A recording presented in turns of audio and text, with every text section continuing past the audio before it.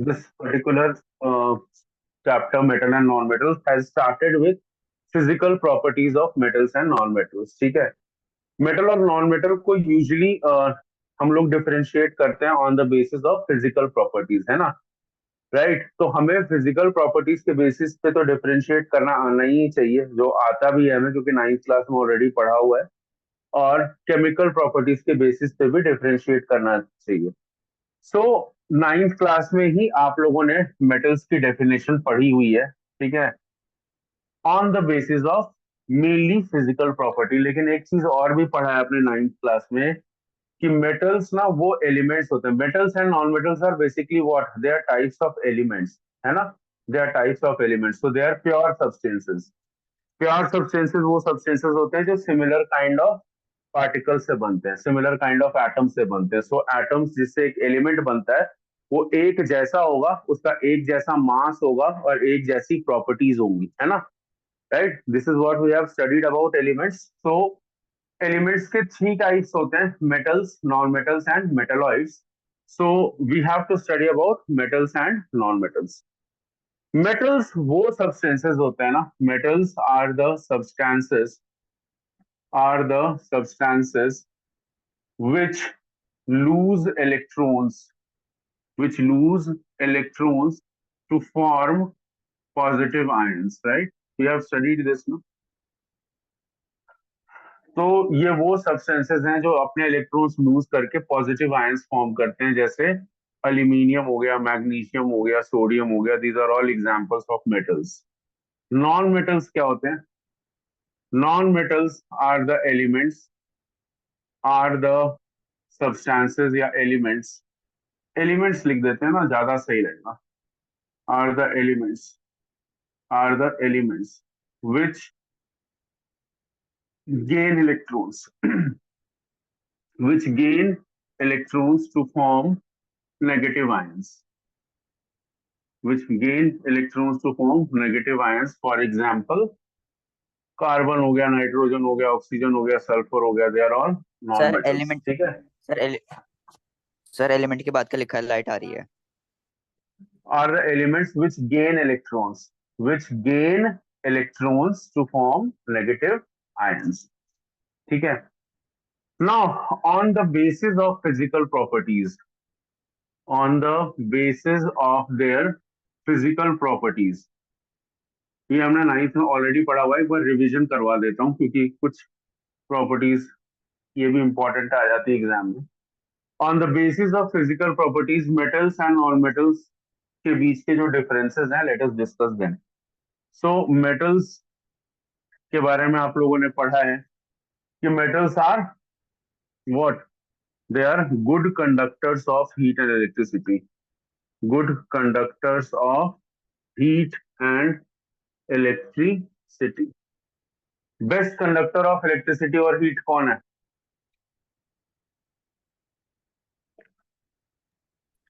Sir copper. Gold, फिर silver, फिर copper. वैसे सिल्वर को इलेक्ट्रिसिटी का बेस्ट माना जाता है, but gold and silver mostly they are the same, right. Gold बहुत एक्सपेंसिव है, इसीलिए सिल्वर यूज होता है, और सिल्वर भी एक्सपेंसिव है, इसलिए कॉपर यूज होता है, ठीक है। कॉपर थर्ड रैंकिंग पे आता है, right. Then metals are generally hard and strong, metals are generally hard and strong because of the forces, right. Forces in the sense कि जो पार्टिकल्स हैं बहुत टाइटली पैक्ड होते हैं, मतलब इसलिए बहुत ज्यादा हार्ड एंड स्ट्रॉन्ग होता है। एक्सेप्शंस हैं, एक्सेप्शंस क्या हो जाएंगे इसमें? Exceptions are mercury. Sodium potassium, sodium and potassium, ठीक है, which are generally sir mercury soft, भी दे तो है। Can be cut easily with a knife. Metals are generally solids at room temperature, solids at room temperature. इसमें exception है mercury का, ठीक है, इसमें एक्सेप्शन है, एक्सेप्शन इज मरकरी, ठीक है, क्योंकि वो लिक्विड होता है रूम टेम्परेचर पे, ठीक है। Metals have high melting points and boiling points, high melting points and boiling points. तो मेटल्स का जो मेल्टिंग पॉइंट और बॉइलिंग पॉइंट है वो ज्यादा होता है, इसमें भी एक्सेप्शन है, एक्सेप्शन हो जाएगा गैलियम का, सोडियम का, पोटेशियम का, बिकॉज ये जो मेटल्स है ना, they have quite low melting point. मतलब ये जो मेटल्स हैं, सोडियम, पोटेशियम, गैलियम ना, ये रूम टेम्परेचर पे they will start catching fire, मतलब दे विल कैच फायर। ऐसे किसी चीज पे निकाल के रखोगे सोडियम को, it will catch fire immediately even at the room temperature. इसीलिए इन मेटल्स को ना केरोसिन में स्टोर करके रखते हैं। They are stored in kerosene, stored in kerosene because ताकि ये ऑक्सीजन से रिएक्ट ना करें। That's why they are stored in kerosene and kept. So these metals are exceptions, right? Metals have generally, yeah, generally क्या, they have high densities. High density, density का मतलब होता है मास और वॉल्यूम का जो रेशियो होता है वो बहुत हाई होता है, ठीक है? तो डेंसिटी इज वेरी हाई, ठीक है? जो मोस्ट डेंस मेटल है कौन सा है पता है? Most dense, most dense is iron. Metals are malleable. Malleable का मतलब तो पता ही है, they can be hammered into thin sheets. Thin foils बन सकती है इससे, जैसे एल्यूमिनियम फॉइल जिसमें फूड रैप होता है, राइट? सिल्वर फॉइल्स होती हैं। तो ये जो फॉइल बना रहे हैं हम मेटल से, वो due to the property of malleability ही है। Most malleable is gold, next है सिल्वर, ठीक है? Then metals are ductile. Ductile का मतलब they can be drawn into thin wires. पतली तारें बन सकती हैं इनसे, है ना? They are ductile. सो इसमें भी मोस्ट डक्टाइल गोल्ड ही है। और ये दोनों प्रॉपर्टी, मैलिएबिलिटी, डक्टिलिटी की ज्वेलरी इंडस्ट्री में बहुत काम आती है, बिकॉज इसी की वजह से हम डेलिकेट और डिजाइनर ज्वेलरीज डिजाइन कर सकते हैं। So one of the practical applications of this is again the jewellery industry, right? Again most ductile gold है। फिर उसके बाद होता है मेटल्स आर सोनोरस। सोनोरस का मतलब होता है they produce a ringing sound on being hit by a object. टन, इस तरीके की घंटी वाली आवाज जो आती है, दैट इज सोनोरस, है ना? कि दे produce a ringing sound on being hit bye an object. उसके बाद दे हैव लस्टर। लस्टर यानी चमक, शाइन। इसी वजह से अगेन कौन सी इंडस्ट्री में यूज होगा? ज्वेलरी, है ना? Gold, silver, platinum, due to the chamak, due to the luster, they are used in these industries. So these are the common properties, of metals. इनका जस्ट रिवर्स कर दो, non metal हो गया, ठीक है? तो just reverse it, it will be non metals. तो non metals are bad conductors, of heat and electricity. Bad conductors of heat and electricity. Bad conductors हैं ये हीट एंड इलेक्ट्रिसिटी के। इसमें एक्सेप्शन हो जाएगा कौन सा? एक्सेप्शन इज ग्राफाइट, क्योंकि ग्राफाइट एक कार्बन का एलोट्रोप है जो कि गुड कंडक्टर होता है इलेक्ट्रिसिटी का, ठीक है? They are generally soft and brittle, generally soft and brittle. लेकिन इसमें भी एक्सेप्शन है, क्योंकि एक नॉन मेटल है जो हार्डेस्ट सब्सटेंस है। कौन सा है हार्डेस्ट सब्सटेंस? डायमंड, ठीक है? डायमंड। तो इसमें भी, या इसमें भी एक एक्सेप्शन है, कार्बन का ही एक्सेप्शन है। They are generally liquids or gases at room temperature. They are generally liquids or gases at room temperature. So they would behave like liquids or gases at room temperature, right? And low melting point and boiling point होगा of course, ठीक है? They have low melting points and boiling points as compared to metals, तो low ही है। They have less density या low density होगी। Non malleable, non ductile, non sonorous. Non malleable, non ductile, non sonorous, non sonorous and no lustre. लेकिन इसमें भी exception है, there is an exception here. एक non metal है जिसमें lustre होता है, वो होता है आयोडीन, ठीक है? So exception is there for luster of non metal which is iodine. So these are the physical differences between a metal and a non-metal, ठीक है? राइट। तो ये हमने ऑलरेडी लोअर क्लासेस में पढ़ाई हुआ है। अब आ जाते हैं केमिकल प्रॉपर्टीज ऑफ मेटल्स पे। Please do right it, okay, please do right it now. Chemical properties of metals.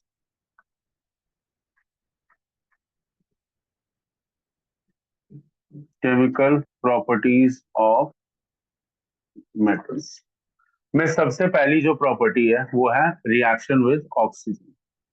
Reaction with oxygen, ठीक है। नाउ सी, मेटल्स ना, they react with oxygen. metals react with oxygen to form metal oxides. Metal oxides, and these metal oxides are generally basic in nature. Generally बोल रहा हूँ, not always, क्योंकि इसमें कुछ exceptions हैं जिसमें बेसिक नेचर नहीं फॉलो होता। बेसिक नेचर का मतलब पता है ना, turns red litmus into blue. I hope you haven't forgotten. Red litmus into blue.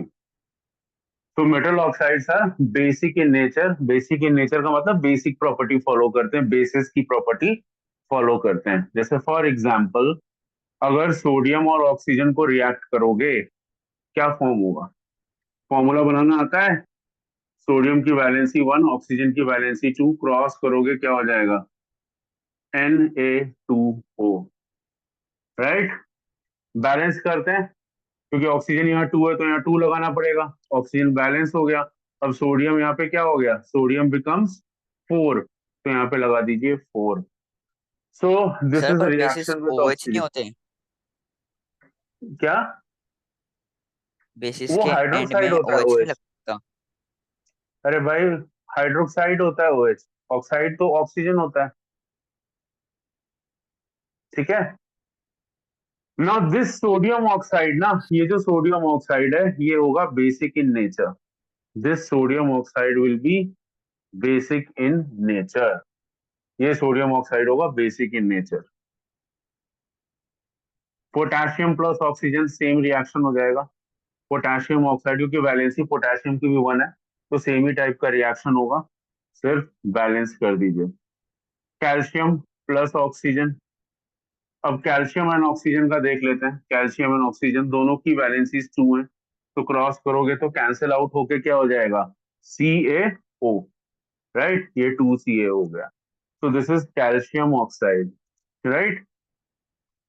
अब इसमें ना दो इंपॉर्टेंट चीजें। फ्यू मेटल ऑक्साइड्स जो होती है ना, few metal oxides are amphoteric oxides. Amphoteric oxides, now this is a new term for you. Amphoteric. Amphoteric oxides वो होती है ना जो दोनों बिहेवियर शो कर सकती हैं, basic as well as acidic. तो कभी ये एसिडिक बिहेवियर शो करेंगी, कभी बेसिक बिहेवियर शो करेगी। So amphoteric oxides show both basic and acidic behaviour, right. और ऐसे एग्जाम्पल्स ऑफ मेटल्स जो कि एम्फोटेरिक ऑक्साइड है वो है aluminium oxide and zinc oxide. Aluminium oxide और जिंक ऑक्साइड जो है ना, ये एम्फोटेरिक ऑक्साइड्स हैं, ठीक है। जैसे फॉर एग्जांपल एक अल्यूमिनियम का एग्जांपल ले लेते हैं। अगर अल्यूमिनियम को तुम ऑक्सीजन से रिएक्ट करोगे, right, if aluminium reacts with oxygen. अब अल्यूमिनियम का ऑक्सीजन के साथ जो रिएक्शन है ना, ये भी कमाल का होता है। कभी अल्यूमिनियम के अगर बर्तन देखोगे ना, तो बड़े चमकते हैं शुरू शुरू में। 2-3 दिन यूज करोगे ना, सारी चमक खत्म हो जाती है। बड़ी जल्दी अपना चमक लूज करते हैं अल्यूमिनियम के बर्तन। पता है क्यों? क्योंकि अल्यूमिनियम जो होता है ना, वो ऑक्सीजन के साथ रिएक्ट करके फॉर्म करता है अल्यूमिनियम ऑक्साइड, ये, राइट। और इसका जैसे ही लेयर फॉर्म होगा ना, ये लेयर जो होता है ये चमक को खत्म कर देता है, शाइन को खत्म कर देता है बर्तन के। लेकिन ये लेयर ना एक प्रोटेक्टिव लेयर का भी काम करता है। पता है क्यों? कैसे? क्योंकि ये फर्दर कोरोजन को रोक देता है, फर्दर कोरोजन को स्टॉप करता है। तो ये एक अच्छा एग्जाम्पल है जहां पे कोरोजन यूजफुल होता है। वैसे तो तुम लोगों ने कोरोजन के बारे में यही पढ़ा है कि कोरोजन जनरली हार्म करता है मेटल को, उसकी क्वालिटी को डिग्रेड कर देता है। लेकिन अल्यूमिनियम वाला जो कोरोजन है ना, इसको एनोडाइजिंग भी बोलते हैं, कि जो अपर लेयर होता है ना, वो ऑक्सीजन का लेयर, वो एक प्रोटेक्टिव लेयर फॉर्म कर लेता है. Aluminium oxide layer is basically a protective layer which prevents any further corrosion, right? So in this particular case, this corrosion is useful for the metal because it is protecting the metal further. Corrosion को protect कर रहा है. Any which ways, let's come on to this reaction. तो अगर aluminium और oxygen react कर रहे हैं, ठीक है, तो अल्यूमिनियम है और ऑक्सीजन है, अल्यूमिनियम की वैलेंसी 3, ऑक्सीजन की 2, अगर क्रॉस करोगे तो क्या फॉर्मूला बन रहा है, Al2O3. अब बैलेंस 2 और 3 का मामला आ गया ऑक्सीजन का, तो यहाँ 3 लगाना पड़ेगा, यहाँ 2 लगाना पड़ेगा, तभी बैलेंस होगा 6 होके. इस केस में एल्यूमिनियम 4 हो गया, तो यहाँ पे 4 लगा दीजिए. So this becomes aluminium oxide. अब ये जो एल्यूमिनियम ऑक्साइड है ना, ये एक एम्फोटेरिक ऑक्साइड है. एम्फोटेरिक ऑक्साइड मीन्स कि this will show both acidic and basic behaviour. अब एल्यूमिनियम ऑक्साइड पे अगर आते हैं, एक एग्जांपल लेके प्रूव करते हैं कि भैया ये दोनों बिहेवियर शो करेगा, यानी बेसिकली ये एसिड से भी रिएक्ट कर सकता है और बेस से भी रिएक्ट कर सकता है ना. तो अगर प्रूफ मांगता है कोई, तो प्रूफ दिखा दो भाई. एल्यूमिनियम ऑक्साइड को हाइड्रोक्लोरिक एसिड के साथ अगर रिएक्ट करेंगे तो एल्यूमिनियम क्लोराइड और वाटर फॉर्म हो जाएगा. ठीक है, मेटल ऑक्साइड्स के बारे में पढ़ा है तुम लोगों ने, with reaction with acids in the chapter acids bases, कि ये मेटल सॉल्ट फॉर्म करता है और पानी. So balanced, this is 3H2 balanced. ठीक है, और यही एल्यूमिनियम ऑक्साइड जो है, ये बेस के साथ भी रिएक्ट कर सकता है. रिएक्शन ऑफ बेसिस भी पढ़ा होगा तुम लोगों ने ना. कुछ ही मेटल्स रिएक्ट कर सकते हैं, लेकिन ये मेटल ऑक्साइड है, ये दोनों के साथ रिएक्ट कर सकता है, एसिड के साथ भी, बेस के साथ भी. ठीक है, तो बेस के साथ अगर ये रिएक्ट करेगा ना, तो ये फॉर्म करेगा सोडियम एल्यूमिनेट 2NaAlO2 प्लस पानी H2O. ठीक है, so this is an example of amphoteric oxide. Amphoteric oxide, तो ये जो एम्फोटेरिक ऑक्साइड है ना, इन दोनों रिएक्शन से ये बात प्रूव हो रही है कि जो एल्यूमिनियम ऑक्साइड है ना, ये एक एम्फोटेरिक ऑक्साइड है. क्यों? क्योंकि ये एसिड के साथ भी रिएक्ट कर ले रहा है और बेस के साथ भी रिएक्ट कर ले रहा है. तो ऐसे ऑक्साइड्स ना, जो दोनों प्रॉपर्टीज, दोनों बिहेवियर शो कर सकते हैं, एसिड भी बेस भी, ऐसे ऑक्साइड्स कहलाते हैं एम्फोटेरिक ऑक्साइड्स. और इसका सिर्फ दो ही एग्जाम्पल है, aluminium oxide and zinc oxide. मतलब एनसीईआरटी में सिर्फ दो एग्जांपल्स हैं, तो तुमको यही दो याद रखने हैं. एम्फोटेरिक ऑक्साइड्स का स्पेशल केस ये याद रखना पड़ेगा आप लोगों को. ठीक है, right. So this is what happens in general. General बात ये है कि कोई भी मेटल अगर ऑक्सीजन के साथ रिएक्ट करेगा ना, तो फॉर्म करेगा मेटल ऑक्साइड. और ये जो मेटल ऑक्साइड होगा ना, ये बेसिक इन नेचर होगा. Basic in nature as in it will turn the red litmus into blue. So this metal oxide will be basic in nature. तो कोई भी मेटल अगर ऑक्सीजन के साथ रिएक्ट करेगा, ऑक्साइड फॉर्म करेगा, that oxide will be basic in nature. Basic in nature मतलब red litmus को ब्लू में टर्न करना. कुछ, सिर्फ कुछ दो तुम्हारी बुक में एग्जांपल हैं मेटल ऑक्साइड्स को जो एम्फोटेरिक ऑक्साइड्स हैं. एम्फोटेरिक ऑक्साइड एक नया टर्म है, means those oxides which show both acidic as well as basic behaviour. और एग्जाम्पल है ये एसिडिक और बेसिक बिहेवियर जो शो करने वाले हैं, राइट. अब देखो होता क्या है ना, मेटल्स में जो रिएक्शन होता है ना ऑक्सीजन के साथ में, ठीक है, वो सेम हिसाब से नहीं होता. जो रिएक्टिव मेटल्स है ना, वो ऑक्सीजन के साथ ना बहुत ही ज्यादा विगरसली रिएक्ट करते हैं. विगरसली यानी बहुत एक्टिवली. जैसे अगर रिएक्टिविटी सीरीज याद है आप लोगों को, राइट. अगर रिएक्टिविटी सीरीज याद नहीं है तो मैं लिख देता हूँ साइड में, क्योंकि इसका यूज है इसको एक्सप्लेन करने के लिए.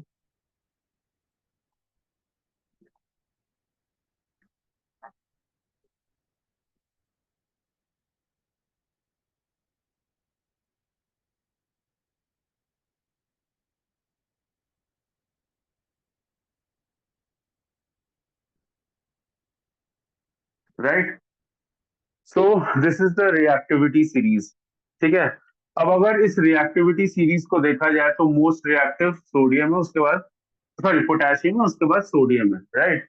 तो रिएक्टिविटी सीरीज के हिसाब से ना ये रिएक्शन होता है ऑक्सीजन के साथ, यानी रेट ऑफ रिएक्शन उस हिसाब से होता है।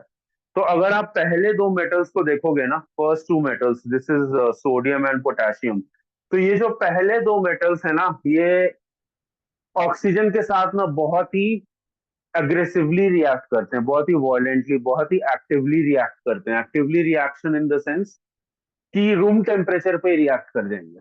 मैंने बताया था ना, सोडियम और potassium they are very very reactive metals, they have low melting points and boiling points also. तो इन मेटल्स की खास बात क्या है ना, कि इवन तुम सोडियम को ऐसे ओपन एयर में रख दो, रूम टेम्परेचर पे रख दो, अपने आप ये जलना शुरू हो जाएगा, इट विल कैच फायर। यानी ये ऑक्सीजन के साथ ना नॉर्मल रूम टेम्परेचर पे ही रिएक्ट कर जाएगा। सेम विथ सोडियम ऑल्सो, दोनों दोनों के साथ ये कॉमन बात है। इसीलिए इनको क्या बोला था मैंने, कहाँ स्टोर करके रखते हैं, केरोसिन में। We store and keep them into kerosene, ताकि गलती से भी आग ना लग जाए, है ना। तो ये चीज है। अब उसके नीचे चले जाओ कैल्शियम और मैग्नीशियम पे, राइट। तो कैल्शियम और मैग्नीशियम पे अगर आप आओगे ना, तो ये रूम टेम्परेचर पे रिएक्ट नहीं करेंगे, they will require some heating. तुम लोगों का याद होगा फर्स्ट चैप्टर में मैंने बताया था कि मैग्नीशियम रिबन को जब हम बर्न करते हैं तो उससे पहले एक सैंड पेपर से क्लीन करते हैं, राइट। याद है फर्स्ट चैप्टर में, why is magnesium ribbon cleaned yes with a sir. Sand paper two remove the oxide layer. So, over a very long period of time, when these two metals will be exposed to air at a higher temperature, they will react with oxygen, but generally they do not react with oxygen on at room temperature. Normal room temperature पे generally reaction नहीं होती. They would require a certain amount of heating. ठीक है? तो ordinary temperature पे एक बहुत ही thin सा लेयर आता है। इनफैक्ट तीनों में आता है, अगर तुम देखोगे ना, कैल्शियम, मैग्नीशियम, एल्यूमिनियम, तीनों पे आएगा। इसीलिए एल्यूमिनियम के बर्तन के भी मैंने अभी एग्जांपल दिया कि कुछ टाइम यूज करने के बाद ये अपना शाइन तुरंत लूज कर जाते हैं, because of anodising, because of the deposit of the aluminium oxide layer. तो बेसिकली पता है क्या होता है, जैसे जैसे तुम रिएक्टिविटी सीरीज में नीचे जाओगे ना, रिएक्शन जो होगा ना with oxygen will become slow. Eventually जब तुम नीचे पहुंचोगे, मतलब मैं वैसे एक एक करके बता रहा हूँ। सोडियम पोटेशियम तो ऐसा है कि एयर के कांटेक्ट में आते ही बर्न करना शुरू कर देंगे। कैल्शियम, मैग्नीशियम, एल्यूमिनियम, ये तीन मेटल्स ऐसे हैं जो over a bit longer period of time, थोड़े से हाई टेम्परेचर पे, रूम टेम्परेचर से थोड़ा सा हाई टेम्परेचर पे, they will react with the oxygen in air to form oxide layer. But वो बहुत ही थिन लेयर होगी, ऐसा नहीं होगा कि they will start burning. The layer will be very thin, right. So eventually अगर तुमको प्रॉपर ऑक्साइड ऑब्टेन करना है ना, तो तुमको इनको बर्न करना पड़ेगा, हीट करना पड़ेगा, तब जाके ऑक्सीजन के साथ रिएक्ट करेंगे। वो जो थिन सी ऑक्साइड लेयर है ना, that is a very thin layer, you cannot call it as a proper aluminium oxide. तो प्रॉपर अगर एल्यूमिनियम ऑक्साइड चाहिए, प्रॉपर मैग्नीशियम ऑक्साइड चाहिए, प्रॉपर कैल्शियम ऑक्साइड चाहिए, हीट करना पड़ेगा। और जैसे जैसे इस रिएक्टिविटी सीरीज में आप नीचे जाओगे ना, ये टेम्परेचर ज्यादा होता चला जाएगा। सपोज करो कि कैल्शियम के लिए 40 डिग्री चाहिए, तो magnesium will need 45, aluminium will need 50, zinc will need 55। So the temperature will go on increasing as you go down, ठीक है। आयरन वायरन तो काफी हाई टेम्परेचर पे रिएक्ट करेंगे। जो आयरन ऑक्साइड फॉर्म होता है, it is an extremely high temperature, मतलब हीटिंग में भी एक्सेस हीटिंग चाहिए। टिन लेड के साथ भी वही चीज है, दे will require a particularly high amount of temperature. Copper, copper तो ग्रैन्यूल्स के फॉर्म में भी बहुत मुश्किल से बर्न होता है ऑक्सीजन में, उसको पाउडर्ड फॉर्म में, बिल्कुल फिलिंग्स फॉर्म में लाना पड़ता है, तब जाके बर्न होगा, राइट। तो गोल्ड और प्लैटिनम नॉर्मल एयर से तो ये रिएक्ट करते ही नहीं है, राइट। प्लैटिनम भी ऑक्सीजन से, मतलब अगर तुम कॉपर ऑनवर्ड्स देखोगे, copper, mercury, silver, gold, platinum, ये नॉर्मल ऑक्सीजन से तो रिएक्ट ही नहीं करेंगे। इसीलिए गोल्ड और सिल्वर की चमक काफी टाइम तक मेंटेन रहती है। बोलोगे नहीं सर, सिल्वर की चीजें तो ब्लैक पड़ जाती हैं, कॉपर भी ग्रीनिश बन जाता है। वो ऑक्सीजन के साथ रिएक्ट करके नहीं बनता है, दूसरी गैसेस के साथ रिएक्ट करके बनता है। We are studying about reaction with oxygen. तो अगर ये 5 मेटल्स जो हाइड्रोजन के नीचे हैं पर्टिकुलरली आप देखोगे ना, तो ये ऑक्सीजन के साथ इनका रिएक्शन है ही नहीं, और अगर है भी तो एक्सट्रीमली हाई टेम्परेचर्स पे। और एक्सट्रीमली हाई टेम्परेचर में भी कॉपर का ब्रॉड लोगे या कॉपर का बड़ा टुकड़ा लोगे तो वो बर्न नहीं होगा, छोटी छोटी फिलिंग्स लेनी पड़ेगी, तब जाके black coloured copper oxide obtain होगा at a very high temperature. And that also copper के एकदम फिलिंग्स फॉर्म, मतलब समझ लो ऑलमोस्ट पाउडर्ड फॉर्म लोगे ना कॉपर का, तब जाकर वो रिएक्ट करेगा ऑक्सीजन के साथ। ऐसे जनरली वो रिएक्ट नहीं करेगा ऑक्सीजन के साथ, ठीक है। Even at high temperature copper और वोंट रिएक्ट। सो जो ब्लैक कलर्ड होता है वैसे तो कॉपर ऑक्साइड, तो आपको टेम्परेचर बढ़ाना पड़ेगा। यानी मोरल ऑफ द स्टोरी क्या सीखा आपने, कि आप जैसे जैसे नीचे जाओगे ना रिएक्टिविटी सीरीज में, reaction with oxygen will slow down, right? Will the reaction of oxygen is going to slow down. So this is the story of reaction of metals with oxygen. आज यहीं तक करते हैं, right? Will continue in the class with the other reactions as well. और हमें ना सिर्फ metals की ही 3-4 प्रॉपर्टीज पढ़नी है। एक हमने आज पढ़ ली, 3 और पढ़नी है। नॉन मेटल्स में कुछ है नहीं। उसके बाद फिर आयनिक बॉन्ड की फॉर्मेशन पढ़नी है, एंड उसके बाद जाकर मेटलर्जी है, ठीक है। So will continue this because online पढ़ाने में ना मुझे पता भी नहीं है कि कौन सुन रहा है कौन नहीं सुन रहा है। सो let us end this topic today here itself and we'll continue with this topic in the class.